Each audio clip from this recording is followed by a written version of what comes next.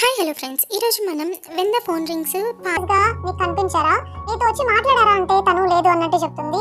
సరే, ఇక్కడ నుండి ఎక్కడికి వెళ్ళినా సరే బాడీ గార్డ్స్ ని వెంటే ఉంటారు, తీసుకువెళ్ళడం మర్చిపోకు అన్నట్టు చెప్పి బయటకు వెళ్తాడు. సాయన్ బయటకు వెళ్ళిపోయి వెంటనే డూజేకి కాల్ చేస్తాడు. కాల్ ట్రేస్ అయిందా, ఎక్కడున్నారో కనిపెట్టారని చెప్పేసి డూజే ఏదో 10 minutes కరెక్ట్ గా కట్ చేశాడు, కష్టమైంది కనిపెట్టడం, లొకేషన్ ట్రేస్ చేయలేకపోయాం అన్నట్టు చెప్తాడు. సాయన్ వెంటనే అతను కన్ఫర్మ్ గా ఈ పార్టీలోనే ఉన్నాడు. అసలుకి అతను లాంటి వాళ్ళకి ఇన్విటేషన్ ఎవరిచ్చుంటారు, ఈ పార్టీకి ఎవరెవరు వచ్చారో ఆర్గనైజేషన్ అని చెప్పేసి వాళ్ళందరూ ఐడీస్ కలెక్ట్ చేయండి, కన్ఫర్మ్ గా దొరికిపోతాడు అన్నట్టు సాయన్ డూజేకి చెప్తాడు. ఇంటికి వెళ్ళాక హుయిజు ఆ ఫోన్ లో రికార్డ్ అయింది కదా సాయన్ తో మాట్లాడింది, అది వింటూ సాయన్ నిజంగానే భయపడిపోయినట్టున్నాడు అని చెప్పి నవ్వుకుంటూ ఉంటుంది. ఇంతలో సాయన్ తన బెడ్రూమ్ డోర్ నాక్ చేస్తూ ఉంటాడు. ఇక భయపడిపోయి ఆ ఫోన్ చూస్తే డౌట్ వస్తుందని వెంటనే హ్యాండ్ బ్యాగ్ లో పెట్టేస్తుంది. సాయన్ లోపలికి వచ్చి కార్ కేసు అడుగుతాడు. సో ఈ పర్స్ లోనే ఉందా, సరే నేనే తీసుకుంటానని చెప్పేసి దాన్ని పట్టుకోబోతుంటే హుయిజు వెంటనే దాన్ని గట్టిగా పట్టేసుకుంటుంది అనమాట.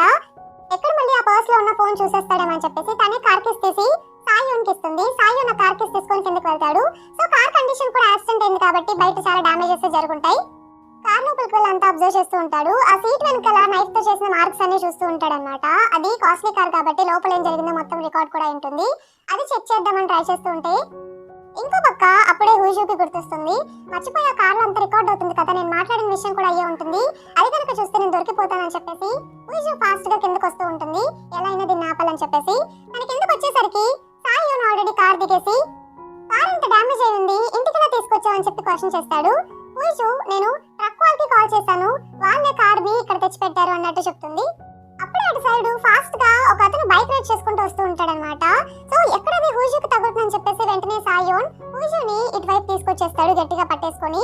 సో బైక్ రైడ్ చేసేవాళ్ళు సారీ చూసుకోలేదు అన్నట్టు చెప్తే సాయన్ చూసుకోవాలి కదా, ఇక్కడ నుండి చూసుకొని వెళ్ళు అని చెప్పేసి అనేస్తాడు. సాయన్ హుయిజుతో రేపటి నుండి కొన్ని డేస్ నువ్వు బయటకు వెళ్ళొద్దు అంటే హుయిజు రేపు నేను కోర్టుకు వెళ్తున్నాను ట్రాన్స్లేటర్ గా, అలాగే మీ అమ్మగారు నన్ను వర్క్ చేద్దని చెప్పారు, నేను మాత్రం వర్క్ చేస్తాను, నాకు అదే ఇష్టం అన్నట్టు అదంతా టైప్ చేసి చూపిస్తుంది. అలాగే మీరు చెప్పినట్టు నాకు బాడీ కోచ్ కూడా వద్దు, ఇదేం అవసరం లేదని చెప్పేసి తనకి సైలెంట్ గా వెళ్ళిపోతుంది. తను వెళ్ళిపోగానే సాయన్ ఏం చేస్తాడంటే కొంతమంది కాల్ చేసి ఈ కార్ లో మా కార్ లో రికార్డింగ్ అంతా డిలీట్ అయిపోయింది, దాన్ని రీస్టోర్ చేయడానికి ఏమైనా పాసిబిలిటీస్ ఉంటే చూడండి అని చెప్పి ఇక వాళ్ళకి చెప్పుంచుతాడు. సాయన్ ఆఫీస్ లో ఉన్నప్పుడు డూజే వెళ్ళిపోయి మీరు సీసీ కెమెరాస్ రికార్డింగ్స్ ఆ రూట్ లో ఆ యాక్సిడెంట్ జరిగిన నైట్ తీసుకురమ్మన్నారు కదా, తీసుకొచ్చాను, సస్పీషియస్ గా ఏం కనిపించలేదు, కొంత ఏరియా తర్వాత మనం ఇక సీసీ కెమెరా ఫుటేజ్ కలెక్ట్ చేయలేకపోయాం, తర్వాత ఏం జరిగిందో ఏమీ అర్థం కావట్లేదు, అలాగే నిన్న పార్టీలో గెస్ట్లు అందరివి ఐడీస్ కూడా చెక్ చేయమన్నారు కదా, ఎవరు సస్పీషియస్ గా అనిపించట్లేదు, అన్ని చెక్ చేశాను, ఇదిగోండి లిస్ట్ అన్నట్టు చెప్తాడు.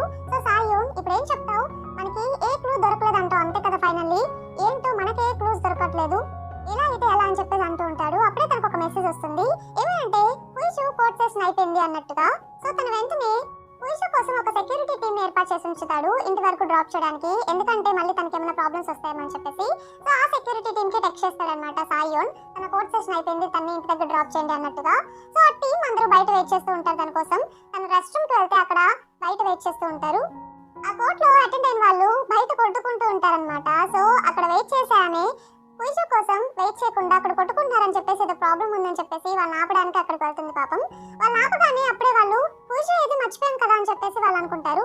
సో వెంటనే వాళ్ళందరూ లోపలికి వెళ్ళి చెక్ చేస్తే అక్కడ వాష్రూమ్ లో తను కనిపించదు. ఇక ఏం చేయాలో వాళ్ళకి ఏం అర్థం కాదు. వెంటనే సాయన్కి వాళ్ళు టెక్స్ట్ చేస్తారు, ఇక్కడ తను కనిపించట్లేదు, మేము లాస్ట్ టైం తను ఎక్కడికి వెళ్ళిందో అర్థం కావట్లేదు, మేము సర్చ్ చేస్తున్నాం అన్నట్టుగా. సాయన్ అప్పుడు ఒక మీటింగ్ లో ఉంటాడు, అయినా కూడా తనకి రెస్పాండ్ అవుతూ ఉంటాడు అనమాట, అక్కడ చుట్టుపక్కల చూడండి ఉంటుంది అన్నట్టుగా. సో వాళ్ళందరూ బయట అంతా సర్చ్ చేస్తూ ఉంటారు తన కోసం. ఆ టీమ్ కి మన హుయిజు బయట కనిపిస్తుంది అనమాట. సో ఫైనల్లీ వాళ్ళు సాయన్ కి టెక్స్ట్ చేస్తారు, తను కనిపించింది, తను ఒక అబ్బాయితో మాట్లాడుతూ ఉంది అన్నట్టుగా. సో మెసేజ్ చూసి సాయన్ అబ్బాయి ఎవరు, ఎలా ఉంటాడో చెప్పండి అన్నట్టు టెక్స్ట్ చేస్తాడు వాళ్ళకి. వాళ్ళు ఏం చేస్తారంటే ఒక ఫోటో తీసి పంపిస్తారనమాట. ఆ ఫోటోలో హుయిజు ఇంకా అబ్బాయి నవ్వుతూ ఉంటారు. సో ఆ ఫోటో చూడగానే సాయన్ ఎవరికైనా అసలు ఇద్దరు కలిసి ఎందుకు నవ్వుతున్నారు, అసలు ఎలాంటి రిలేషన్షిప్ అని చెప్పేసి చాలా జెల్సీగా ఫీల్ అవుతూ ఉంటాడు. అబ్బాయి పేరు ఏంటంటే సాంగ్యూ అనమాట. మన హుయిజు ఇంకా సాంగ్యూ ఇద్దరు ఫ్రెండ్స్. సో 3 years బ్యాక్ తనకు మ్యారేజ్ అయినప్పటి నుండి ఇంట్లోనే తను ఉంటుంది కదా, తన ఐడెంటిటీ ఎవరికి చెప్పకుండా, ఇంతకు ముందు వాళ్ళ ఫ్రెండ్స్ అనమాట. సో తన ఫ్రెండ్ కనిపించేసరికి ఇద్దరు ఇక బయట అలా మాట్లాడుకుంటూ ఉంటారు. సో సాంగ్యూ ఏం చెప్తూ ఉంటాడంటే తనకు కూడా సైన్ లాంగ్వేజ్ వచ్చు. సో హుయిజు కోసం సైన్ లాంగ్వేజ్ లోనే మాట్లాడుకుంటూ ఉంటారు ఇద్దరు. చాలా డేస్ అయింది నిన్ను చూసి, అసలు ఏమైపోయావు, నీ ఫోన్ నెంబర్ కూడా నా దగ్గర లేదు, నేను కాంటాక్ట్ అవుదాం అనుకున్నాను బట్ నా వల్ల అవ్వలేదు, ఒకసారి టీవీలో చూసాను నేను ఒకరికి ఇంటర్ప్రిటర్ గా నువ్వు చేయడం, అప్పుడే ఇక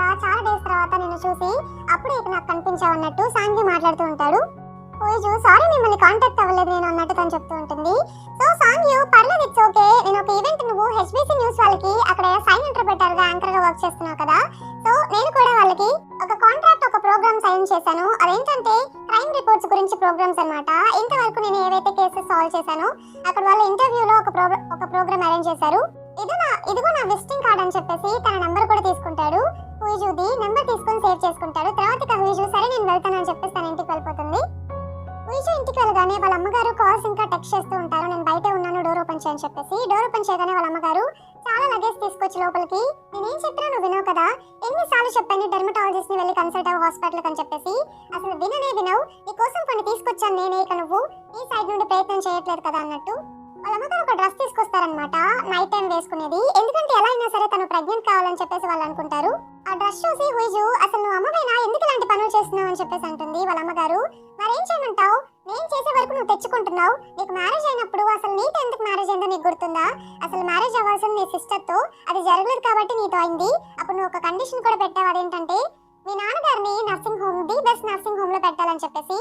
ఆ కండిషన్ యాక్సెప్ట్ చేశారు కాబట్టి నువ్వు మ్యారేజ్ చేసుకున్నావు. నువ్వు ఇప్పుడు వైఫ్ గా ఉన్నావు కాబట్టి ఆ కండిషన్ ఇంకా యాక్సెప్ట్ చేసి బెస్ట్ నర్సింగ్ హోమ్ లో పెట్టారు. చెప్పినట్టు చేయకపోతే ఏం చేయాలి, ఫోటో చూసిన తర్వాత ఏంటి ఫోటో అని అడిగితే హుయిజు ఇలా చెప్తూ ఉంటుంది కిడ్నాపర్ లాగా. ఏంటి అది కూడా నువ్వు గుర్తుపట్టలేకపోయావా, హుయిజు ఫోటోనే, హుయిజు టై ఫోటో అది, సో ఏంటి నీ వైఫ్ ఎలా ఉంటుందో కూడా నీకు తెలియదు అని చెప్పేసి కావాలని తను అలా మాట్లాడుతూ ఉంటుంది.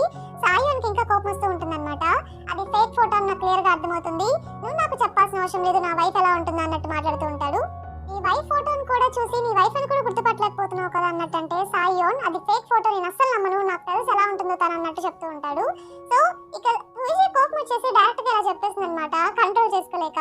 కావాలంటే నువ్వే వెళ్ళి చెక్ చేసుకో, అది నిజమో కాదు నీకే అర్థమవుతుందని చెప్పేసి కోపంగా అలా మాట్లాడి కాల్ కట్ చేస్తుంది. అలా మాట్లాడి కట్ చేసిన తర్వాత అయినా నేనేంటి అలా ఎందుకు మాట్లాడాను, నాకు పిచ్చి పట్టిందా ఏంటని చెప్పేసి తనే అనుకుంటూ ఉంటుంది. సో కాల్ కట్ అవగానే సాయియోన్ బయటికి రాగానే డూజే ఇలా చెప్తూ ఉంటాడు, ఈసారి 10 minutes కన్నా ఎక్కువ మాట్లాడడం మనకు హెల్ప్ అయింది. సో కొన్ని లొకేషన్స్ ఈ లొకేషన్స్ లోనే ఉండొచ్చు అని చెప్పేసి కొన్ని లొకేషన్స్ ఇస్తారనమాట కాల్ ట్రేస్ చేసి. బట్ ఎగ్జాక్ట్ గా ఎక్కడో తెలియదు, 3-4 లొకేషన్స్ చూపించింది, అవన్నీ నోట్ చేసామన్నట్టు చెప్తాడు. మీరు ఆ పని మీద ఉండండి అని చెప్పేసి సాయియోనిక ఇంటికి స్టార్ట్ అవుతాడు. ఇంతటితో మనకి ఈ పార్ట్ కంప్లీట్ అయిపోతుంది. ఈ పార్ట్ మీకు నచ్చింది అనుకుంటున్నాను. నచ్చితే తప్పకుండా ఛానల్ ని సబ్స్క్రైబ్ చేయండి, అలానే వీడియోని లైక్ చేయండి.